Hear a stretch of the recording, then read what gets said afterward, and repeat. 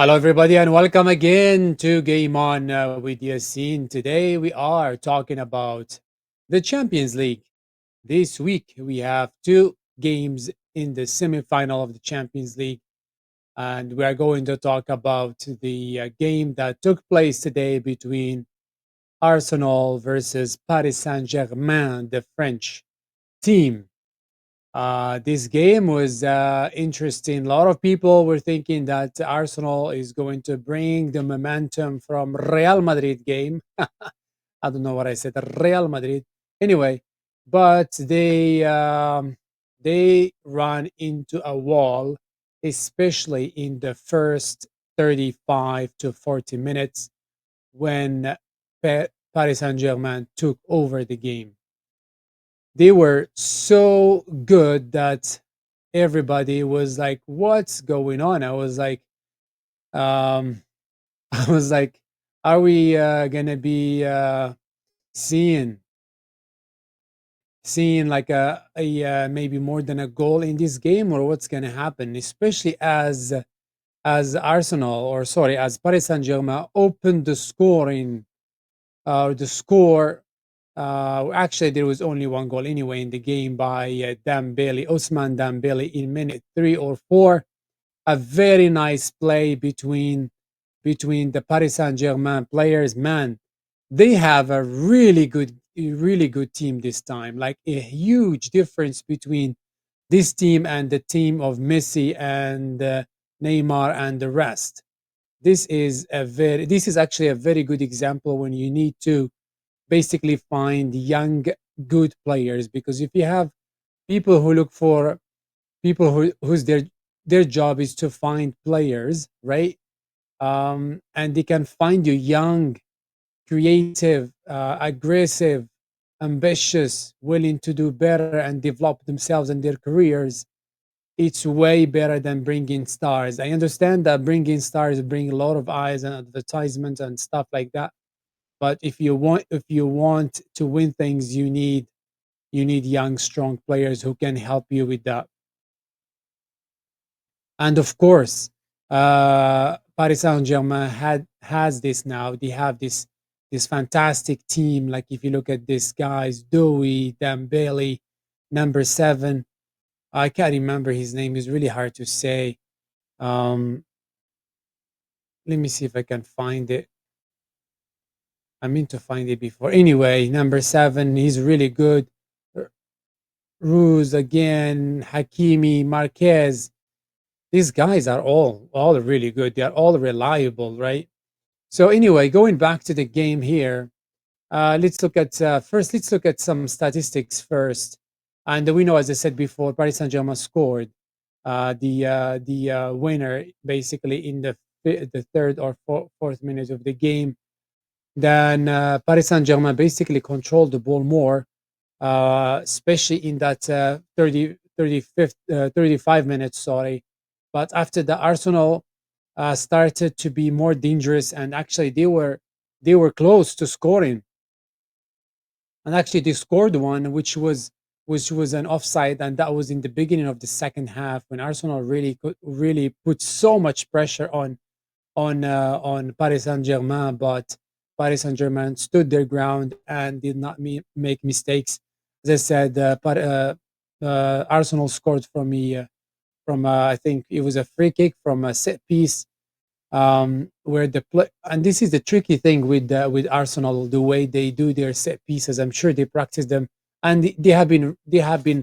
I don't know what I did like this. It's still late here. I'm getting sleepy here, but you know what? Let's finish this. What I was saying is like they basically, or actually, they did really well with their set pieces. They have been scoring a lot throughout the season in the Premier League, and of course in the Champions League too. We saw that with Real Madrid.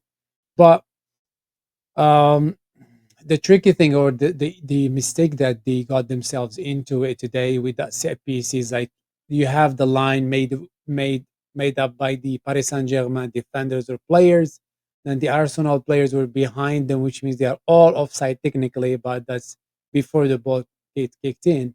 So what happens when the ball kick when the the free kick get um, when the player kicks the ball from the free kick, they before he does that, they are supposed to come in, but I guess they didn't do it on time and they ended up to be on offside. So that's something.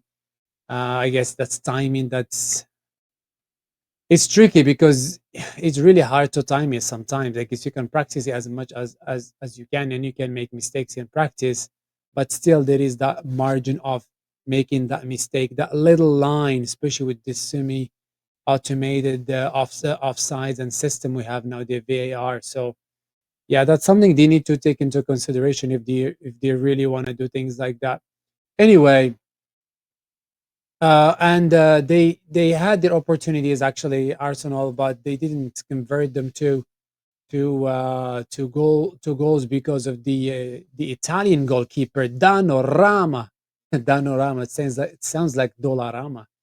Anyway, it's a dollar store here. Um, he's a really good goalkeeper. He had really good saves, and I believe he is the man of the match in this game because man, like he had two clear saves, which means Arsenal was about to win, and that's the issue with these games. Like you lose the game, but at the end of the day, is winning is what counts. Because if you lose and you played well and you had opportunities, nobody's gonna remember that, right? Because at this stage, if you lose, you are out. And yeah, Donnarumma actually did really good in this game, and oh, of course, and Raya also saved couple that they were close from Paris Saint Germain. So it was close from both sides, but actually applauds to Paris Saint Germain for their really play. Their style is beautiful when they are building the ball from the back. It's crazy, like the way they play, boom, boom. Even sometimes, like I saw one, I think, where Hakimi was really in a really awkward positions, but for somehow they managed to pass the ball and keep going to the attacking section. So that was beautiful to see. Arsenal, I don't know. Arsenal needs to figure out something because going to France is not going to be an easy task. But 1-0 still you still have chances, especially as we saw today. Arsenal made created chances, so they need to keep that in mind and be very careful, especially in the first 15 minutes, that they don't concede any goals. Then. Um, if we look at the shots on target, Arsenal had five, Paris Saint Germain only four, not so much difference. And the expected goal rate was it was very close, 1.68 for Arsenal and 1.16 for Paris Saint Germain. As I said before, Arsenal had few close opportunities, but in addition to the what do you call it, to the offside goal. So yeah, very good game actually. Very very good game from both teams. Let's look at some statistics here, or some tactical actually ideas or tactical styles from both teams. For or for Arsenal, actually, they use normally they use position base style with the high pressing, and they did that actually part of the game, but Paris Saint Germain were, I guess, more. They were actually a bigger challenge for them today, and they couldn't really control them as much. They tried to build up through midfield, using Rice and Odegaard, and try to dominate position position and control the ball or the tempo of the game. But as I said, Paris Saint Germain was not an easy target or um, an easy team to deal with. Saka and Martinelli, they tried to stretch Paris Saint Germain from the sides. We saw Martinelli was close to scoring today, but he was a little bit late. On the other hand, but actually also Arsenal uses pressing, or they press high, but when you do that, sometimes you can concede goals, and we saw that in the first 4 minutes in the game. And I think that was something Paris Saint Germain discussed, is, you know what, when they press us, we need to be really ready to react and hurt them. And that's what we saw in the first 4 minutes. They were ready They were ready for them. Luis Enrique did his homework. He did prep. On the other hand, Paris Saint-Germain tactics are generally pragmatic, and they work on counter-attacks with the counter-attacking, which we saw with the goal they scored early.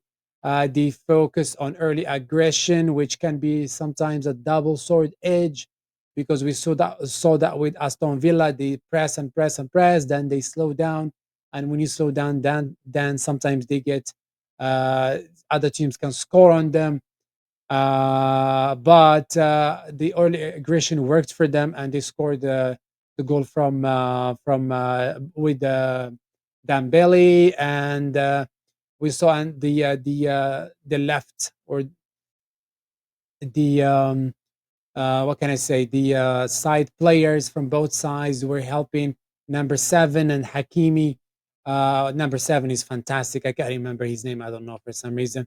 Hakimi, of course, always, as we know, he has freedom to go and help with the attackers, and he did very good job this game. And we saw that he was about to score today, except his shot was not really that great. Anyway, generally, what I would say about this game is the tactics of Luis Enrique were more, what can I say, efficient than Arteta, who seemed lost. He tried to use the help of the fans. He tweeted before the game. He did all what he can, but if the players are not performing on the field, it can be really really challenging, because the fans, I mean in my opinion, I think the fans can help, because there are two types of fans. If you saw the game of Liverpool against Tottenham, the last game last weekend, when Tottenham scored, you can see the fans who are like going crazy and putting so much pressure on Tottenham and pushing their players. You can help actually that way. I know a lot of people say, "Oh, the fans don't play on the field," but they can make huge difference. There is cheering. There are different types of cheering. There is pressure cheering, and there is like ooh, ah, ooh. Sorry. So that's or like some, I don't know. Like you need the cheering should be part of the game. Like you should follow the ball. You should follow what's happening. Help the team. I mean, I don't know. I think that's how I see it. If the training just generic, it doesn't really help. It has to be part of what's happening in the field. That's how you can affect the game. And you know what? You can be the strongest the strongest mentally. How can I say that? You can have the strongest mind, maybe that way, or the and you tell me, oh, you know what? I don't get influenced by the fans, but if you have the ball and the fans putting pressure on you multiple times, and maybe saying your name or saying something all at the same time, or like I don't know, making some kind of noise that puts pressure on you, you're gonna get pressured. No, what can I say?